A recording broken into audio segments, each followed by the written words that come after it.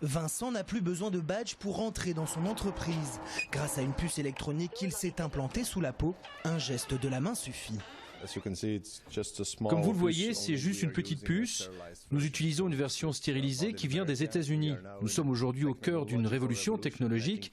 Nous devons trouver des moyens de rendre la vie plus facile et je pense que cette puce en est un. 8 des 12 salariés de cette entreprise spécialisée dans les nouvelles technologies ont adopté ce dispositif sur la base du volontariat et à titre d'expérience ludique. Grâce à cette puce implantée sous la peau par un perceur-tatoueur professionnel, les employés équipés peuvent désormais s'identifier plus rapidement sur leur ordinateur. Ça ne m'a pas fait mal et maintenant je la montre à tout le monde. Regardez, j'ai une puce électronique dans la main. Mais pour l'instant c'est un gadget. Nous essayons de développer d'autres applications en relation avec cette puce. Certains salariés ont en revanche refusé ce nouveau système, à l'image de Syl. Si c'est juste pour ouvrir une porte, ça ne vaut pas le coup. En plus, on ne connaît pas les conséquences éventuelles, car nous sommes les premiers à essayer. Un principe de précaution que les associations de défense des droits de l'homme appellent également à adopter. On a véritablement une intrusion dans le corps d'un individu. Il y a évidemment des risques de traçabilité, donc on parle de facilité, de sécurité, en effet, mais les données doivent également être sécurisées au maximum. Et donc ces puces qui sont lisibles à distance, cela pose une série de questions évidemment. Si cette technologie est une première en Belgique, elle est déjà utilisée aux États-Unis ou en République tchèque, notamment comme moyen de paiement sans contact. Je raconte pourquoi, comment surtout, je me suis retrouvé avec une petite puce dans la main, entre le pouce et l'index. C'est une puce qui ne se voit pas forcément, c'est une puce NFC, mais ce qui est intéressant, c'est que ça m'est arrivé un peu par hasard, puisque à la mi-juin, je me suis rendu à une conférence dans le cadre du festival Futur en scène, c'est un festival dédié à l'innovation qui a lieu chaque année à Paris.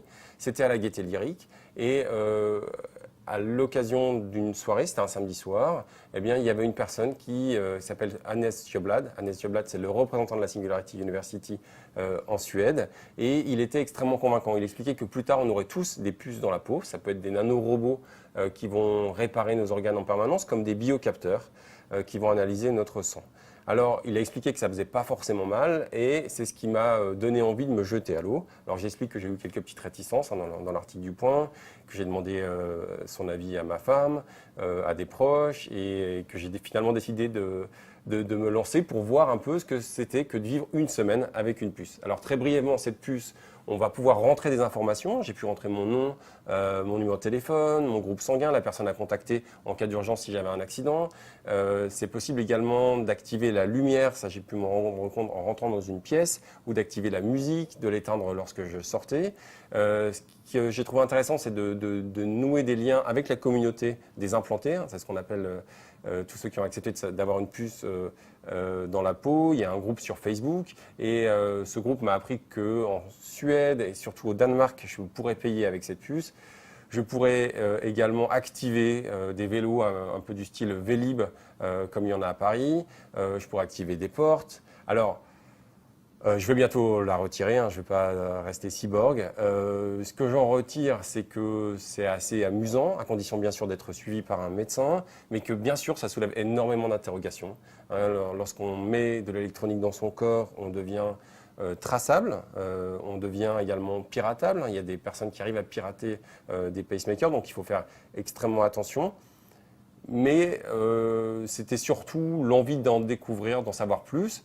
Donc,